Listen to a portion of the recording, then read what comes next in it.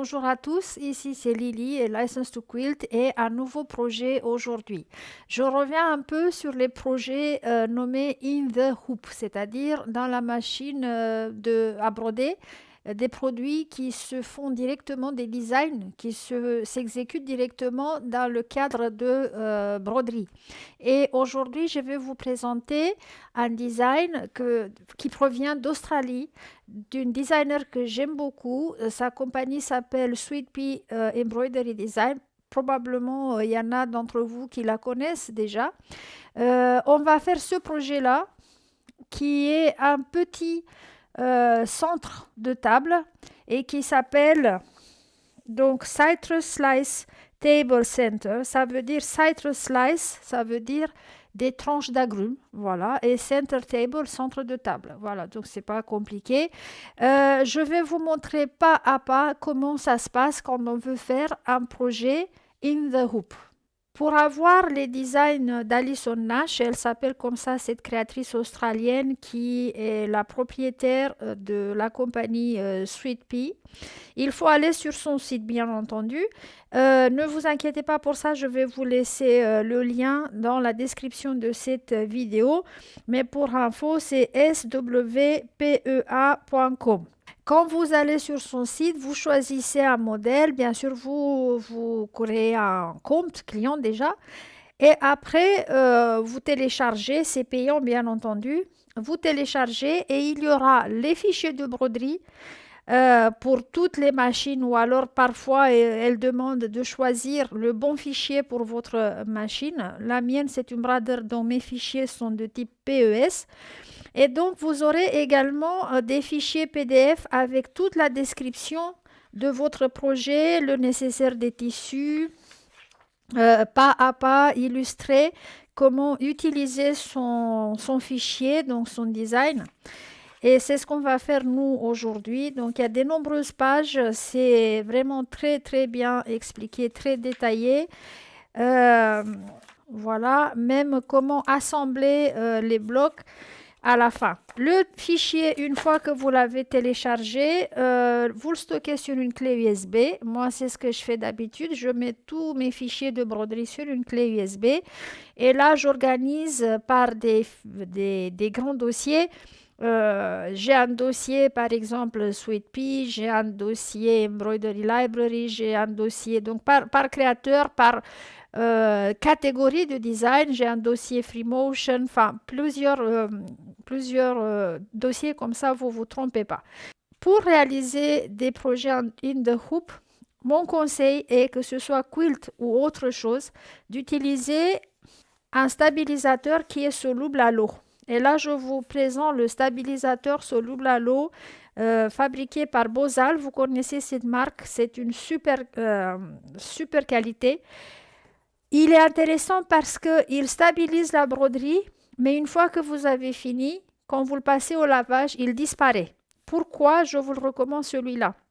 Parce qu'il y a aussi des stabilisateurs en papier qui sont thermocollants, qui ne sont pas thermocollants, qui sont toutes sortes. Il y a une variété large, cosmique des stabilisateurs dans les boutiques. Mais il y a un problème. Quand on fait, par exemple, un quilt in the hoop, tous ces stabilisateurs-là restent intégrés dans le bloc, dans votre ouvrage et ils vont lui donner une rigidité incroyable. Donc, si vous voulez vous couvrir avec un quilt que vous avez fabriqué avec un stabilisateur papier, ça ne va pas être très cosy, ça ne va pas être confortable. Alors que ce type de stabilisateur, il va partir à l'eau et ce qui reste dans votre projet, c'est que le tissu et le molleton. Donc, du coup, il sera doux et cosy. Alors, on va choisir déjà, donc j'ai mis de côté mon stabilisateur, j'ai choisi des tissus orange parce que moi je veux faire un peu comme elle ici, je veux faire des oranges, vous pouvez faire par exemple avec du vert, ça va vous donner des citrons verts, avec du rose pour faire des pamplemousses, peu importe, du jaune du moment que c'est des agrumes.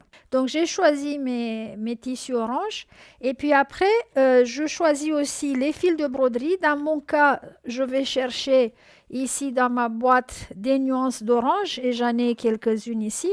Et puis enfin, la dimension du cadre de broderie dépendra de la dimension du projet. En fait, quand vous téléchargez un fichier de chez Allison, il y a plusieurs dimensions possibles. Et là, vous voyez, elle dit 4 x 4 hoops ou 10 x 10 cm. Donc, pour les petits cadres qui font que 4 inches, qui vont vous donner juste un bloc de 4 inches. Après, pour des blocs de 5 inches, pour des blocs de 6 inches, 7, 8. Ouais, bah 8. On va faire le 8. Celui-là de 8. Donc, il me faut du coup un cadre de broderie qui va pouvoir comprendre, qui va pouvoir contenir le matériel pour un bloc fini de 8 x 8 inches. Ce qui veut dire 16 inches de diamètre, donc c'est assez important. Voilà, donc je vais préparer mon cadre. J'ai choisi un cadre qui permet la réalisation d'un bloc de 9 inches et demi sur 9 inches et demi. Donc c'est celui-là et je vais couper grossièrement au ciseau assez de stabilisateur pour mettre dedans. Là, il n'y a pas l'obligation d'être hyper précis.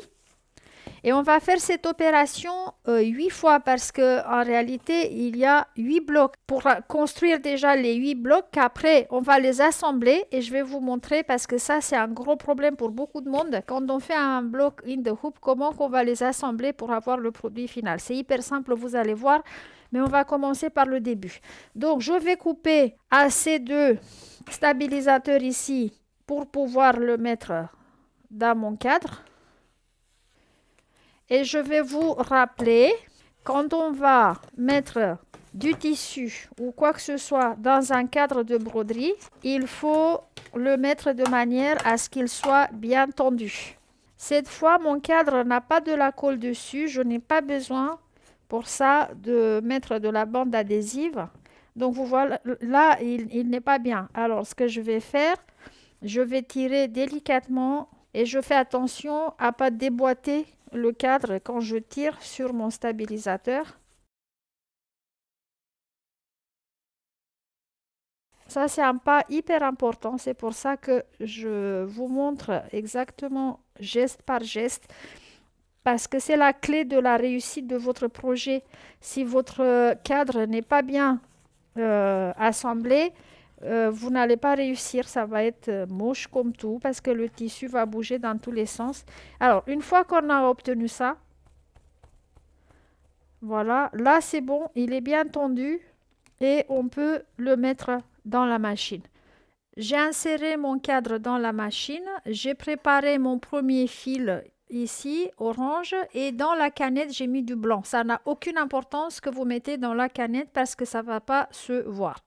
Je prends ma clé USB que je vais l'insérer dans la machine et après, je vais chercher mon fichier. Alors, comme je vous ai dit, j'ai des dossiers. Là, c'est Sweet Pea. Et je vais chercher le Citrus Slice. Voilà, il est là. Je veux le fichier de 8 x 8. Et ça, c'est mon fichier. Ma machine peut lire PES et DST. La vôtre, si c'est une Bernina, elle va lire un autre format. Donc, je choisis mon PES. Et voilà le fichier que je dois utiliser. J'ai donc inséré mon cadre dans la machine. J'ai chargé mon design ici. Et là, on va regarder les instructions. Elle dit que la première fois, il faut coudre la ligne de placement pour le molleton. La ligne de placement, c'est cette ligne bleue extérieure ici dans mon design. Donc, je ne mets rien du tout. La machine va coudre sur le stabilisateur direct. Donc, on va la laisser coudre.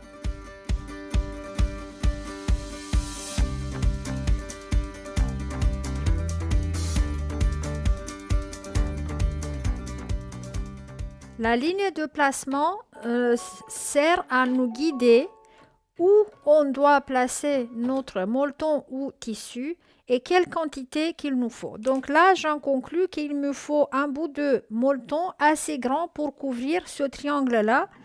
Donc c'est une bonne occasion pour utiliser vos chutes de molleton, vos chutes de tissu. C'est l'avantage de l'appliquer avec la brodeuse. Donc je vais lui mettre ça ici. Voilà, j'ai couvert entièrement le triangle. Et là, elle va faire une deuxième couture sur le même endroit pour fixer le molleton en place.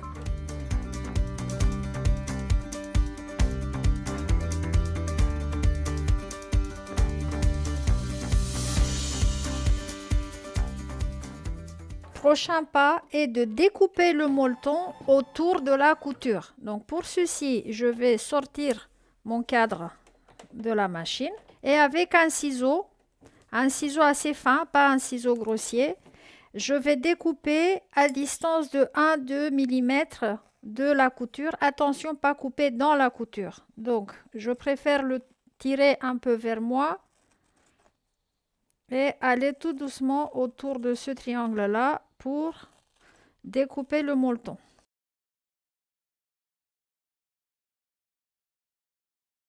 Alors j'ai tout découpé, donc je suis restée avec ce triangle-là et je vais réinsérer mon cadre dans la machine et on va voir ce que les instructions nous disent de faire par la suite.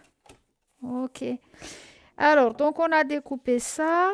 Maintenant, on aura une nouvelle ligne de placement apparemment qui va nous dire où on va appliquer le premier tissu de notre design. Donc, je vais la laisser faire, me dessiner cet endroit-là. Ça, c'est la peau de la grume ici. Donc, elle m'a fait l'emplacement du tissu qui va représenter la peau de la grume et j'ai trouvé une chute de batik orange qui, je pense, va pouvoir me couvrir tout ça. Donc, je le mets à l'endroit où elle me dit pour couvrir tout ça et je la laisse coudre de nouveau.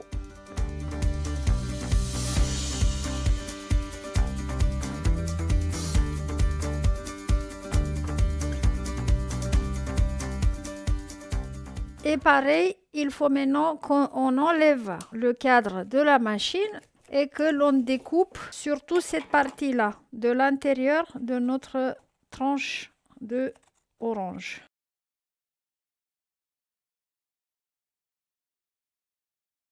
C'est bon, on va remettre le cadre en place et on va voir. Alors là, on va mettre le fond, donc le blanc. On aura déjà la ligne d'emplacement.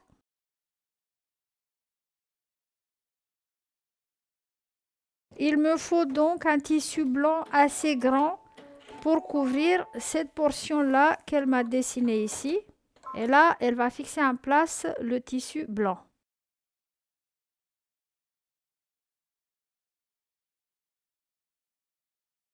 Que l'on va découper aussi à l'intérieur de ces courbes-là.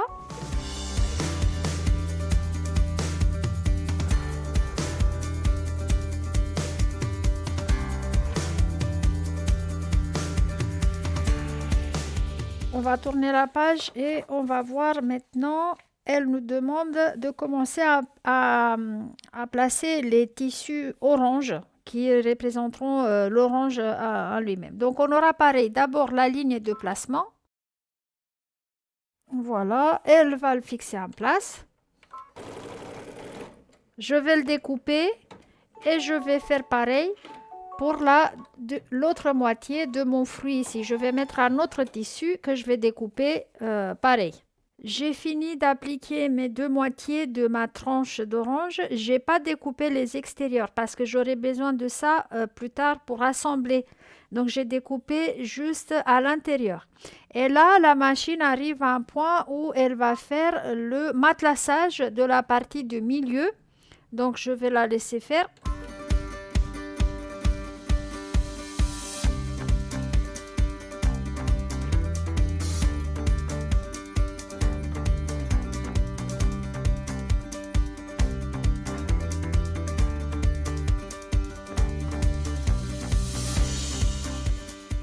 Maintenant, elle va, et vous voyez ici sur l'écran, cette ligne-là qui tout d'un coup est beaucoup plus épaisse que les autres. Ça, c'est le satin stitch, c'est-à-dire la broderie finale.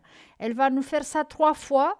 Donc, au niveau de la peau de notre tranche et puis les deux côtés. Donc là, je vais changer de couleur. Je vais mettre des nuances différentes.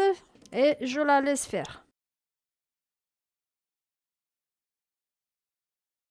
Avant d'appliquer le satin stitch, j'avais oublié de découper l'excédent de blanc ici, donc je me suis rattrapée, j'ai vu ça dans le temps. Il me reste un peu de fous blanc ici, mais celui-là, il va partir au lavage. Donc n'oubliez pas, mais ça peut arriver, hein. J'ai fait ça 1000 fois et quand même j'ai oublié de le découper là. J'aurai encore à mettre juste les deux broderies ici à l'intérieur. Je vais changer de fil à chaque fois et donc je vais vous le montrer une fois fini. Le premier bloc est fini. La machine va vous avertir aussi qu'elle a terminé la broderie. Donc elle s'apprête à attaquer le même design à nouveau. Donc vous voyez qu'elle m'affiche déjà la première ligne de placement là.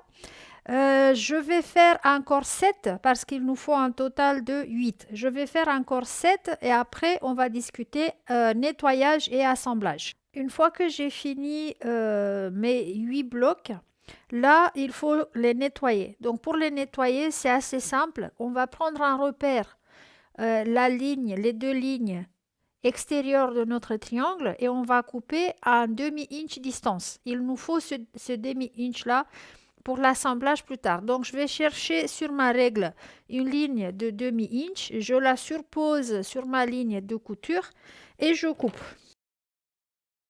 Voilà, et pareil de l'autre côté. Et ça, je garde parce que ça va être utile pour d'autres patchwork avec la brodeuse ou de l'appliquer avec la brodeuse. Voilà, donc je ne jette pas. C'est une très bonne utilisation pour les chutes des tissus et pour les chutes des chutes qui restent après que vous avez fait un projet comme celui-là. Donc les deux côtés du triangle seront coupés pareil. Et puis pour ce qui est ici, la courbe, celle-ci, on va la couper au ciseau. Pareil, à un demi-inch distance de la ligne de couture. Même que c'est pas parfait, c'est pas grave. Et maintenant, je voulais vous montrer une chose avant de passer à l'étape suivante. Donc, ce fameux stabilisateur soluble à l'eau. Alors, je vais vous montrer, j'ai ici une éponge que j'ai mis dans l'eau avant. Et je vais la passer, donc vous voyez bien, je vais la passer ici. Et voyez comment qu'il commence à se désintégrer. Regardez. Donc, il va partir au lavage. Voilà. Comme ça, vous passez, vous pouvez même nettoyer les blocs avec une éponge humide. Si vous voulez vous débarrasser de stabilisateur maintenant, il suffit juste de passer l'éponge. Et voilà, il est parti. Et ici, dans la pointe, voilà, plus de stabilisateur. Donc, c'est magique. Ou bien, vous pouvez attendre tranquillement. Là, je vais humidifier pour vous montrer, mais sinon, je vais pas faire ça. Je le laisse partir au lavage. Donc voilà, ça c'est le stabilisateur soluble à l'eau. Maintenant, on va décider la modalité dont on va mettre ensemble nos 8 blocs. C'est-à-dire l'ordre dans laquelle on va les assembler. Donc j'essaie de trouver une disposition qui me convient. Donc, en principe, c'est ça mon projet. Maintenant, pour les assembler, on va séparer dans des moitiés. Vous voyez, donc on va faire ça et ça. Et on va commencer à les coudre par des équipes de 2. Donc, moi, ça me convient ce que j'ai fait ici du premier coup. C'est tant mieux. Donc, je vais les coudre 2 par 2. Voilà. Et une fois que je couds, je la remets à sa place pour pas oublier où j'étais ou la disposition que j'avais décidée. Mais attention, là, c'est une étape très, très, très, très importante. En gros, cette ligne de couture, donc, un côté du triangle doit se superposer parfaitement avec le côté du triangle opposé. Mais, plus important que ça, c'est que on met ensemble les broderies. Donc, celle-ci doit tomber pile sur celle-ci de manière à ce que à la fin le design soit continu. Alors, on va déjà les tourner, les mettre ensemble, comme ça. Et puis après, je vais regarder ici à l'intérieur. Je dois obtenir ça. Donc, je ne bouge plus. Je vais piquer carrément dans la broderie. Il faut prendre son temps pour bien épingler. Après, je vais faire pareil pour la prochaine broderie. Je surpose tout bien les coutures de mon triangle et les broderies en vérifiant tout le temps que ce soit ensemble. Et j'ai enfin un troisième repère ici, la fin de ma broderie ici, ces deux-là doivent se terminer aussi comme ça.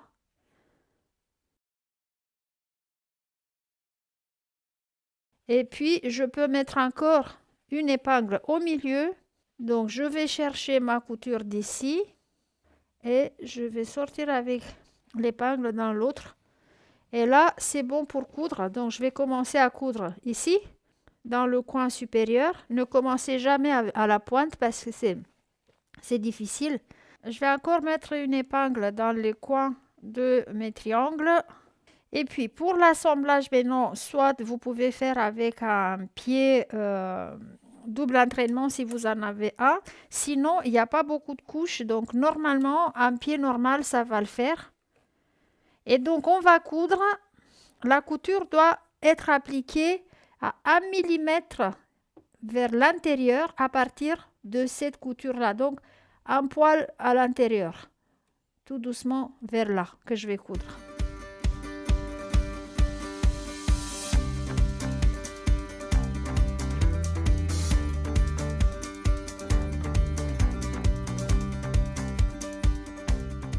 Voyons ce que j'ai fait. Bon, c'est pas bien. Quand c'est pas bien, comment on fait pour découdre? Ça, c'est mon outil préféré pour découdre. Donc, je profite de ça pour vous montrer. Tous les découseurs ont une pointe comme ça, très piquante, et une pointe qui est couverte par une boule de cire. Et c'est normal, parce que cette pointe-là ronde va entrer en dessous de la couture, ok, ici. Et donc, il ne faut pas qu'elle coupe le tissu avec. Donc, si vous avez un découseur de qualité, alors vous allez défaire juste les 2-3 premières pointes comme ça. Après quoi, vous mettez, et voilà, il va aller comme dans du beurre et il va vous découper tout. Là où il y a beaucoup de broderie, c'est clair qu'il va aller un peu plus difficilement, mais sinon, ça aide aussi de tenir les bouts ici. Et voilà, ça y va tout seul. Donc, c'est comme ça qu'on utilise un découseur. Et voilà, tout est fait. Donc, je recommence mon assemblage en mettant plus d'épingles. Comme ça, je serai sûre que je les mets ensemble comme il faut. Voilà, là, c'est beaucoup mieux.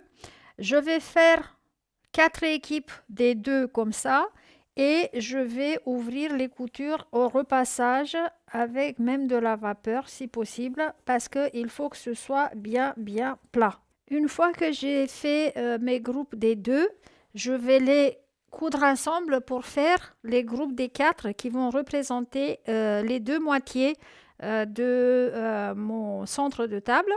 Après quoi, je vais coudre les deux moitiés ensemble par une seule couture droite au milieu en respectant le même principe, faire coïncider les broderies et les lignes d'emplacement d'ici.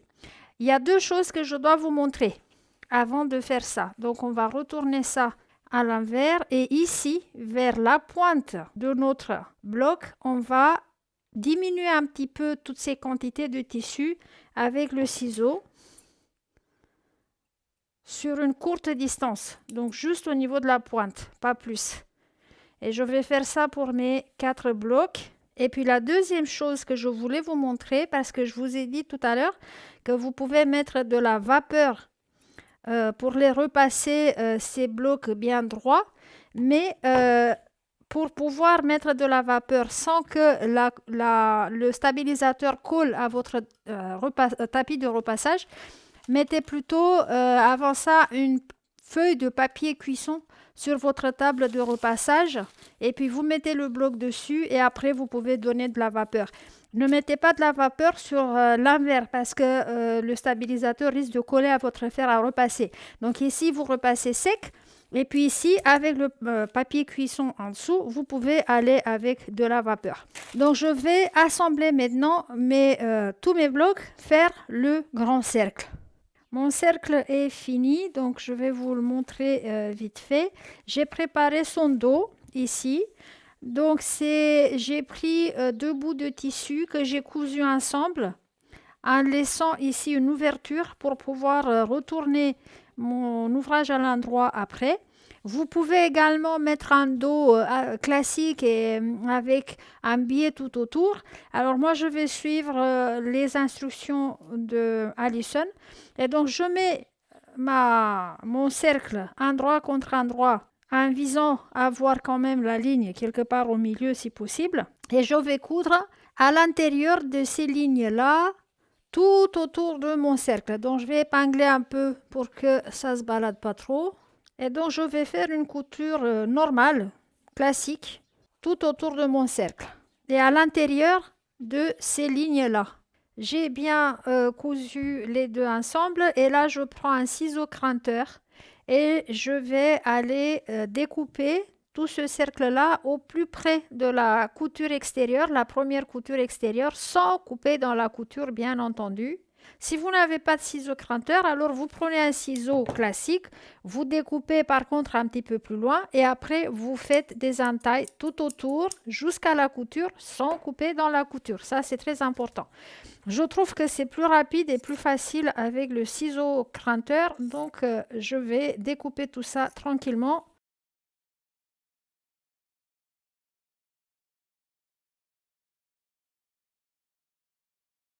Et maintenant, on va le retourner à l'endroit et on va se fournir d'un outil pointu mais qui ne coupe pas, quelque chose en plastique comme ça, pour bien pousser après les bords.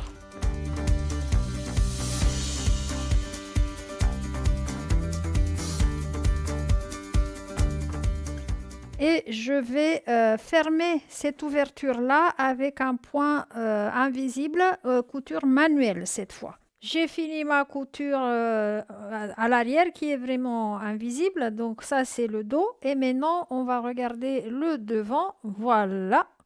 Il y a encore une option que le patron dit que après, si vous voulez, vous pouvez faire du stitch in the ditch, coudre dans la couture pour stabiliser encore plus. Moi, je vais peut-être lui faire juste une surpiqûre sur le bord ici pour le stabiliser. J'ai pas l'impression personnellement qu'il a besoin d'autres coutures de stabilisation que ça va suffire.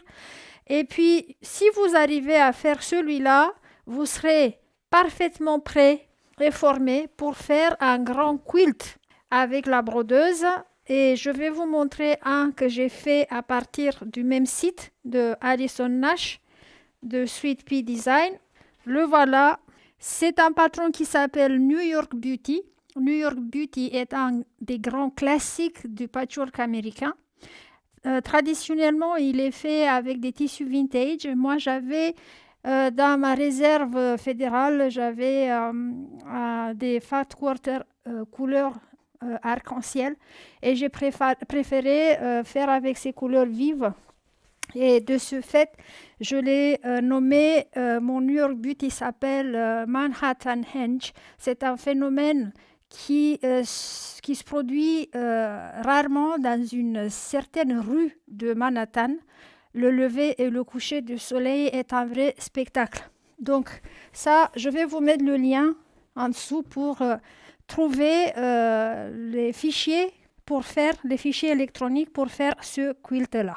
Donc là, j'espère que ça vous a réveillé l'intérêt. Avec cette vidéo, on aura appris pas mal de choses.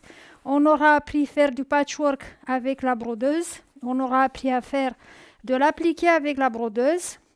On aura appris à quoi sert et comment utiliser le stabilisateur soluble à l'eau et comment utiliser correctement un découseur. Voilà, donc pas mal pour une seule vidéo à mon avis.